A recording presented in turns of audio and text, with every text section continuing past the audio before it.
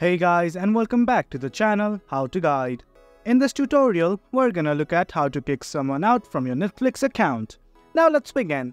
On any browser of your choice, simply type netflix.com and hit on enter right now. Right here, as you can see, I've already logged into my account. In case you have not, do log in right now. Now what you need to do is simply hover over this profile-like icon that you will find on the top right of the screen.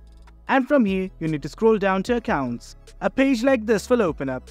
Now in this page, you will be given many tabs like Overview, Membership, Security, Devices and Profiles. What you need to do is simply go to this Security section. Once you are in the Security section, you must look under the Account Details tab. Right here is the password. Simply click on it.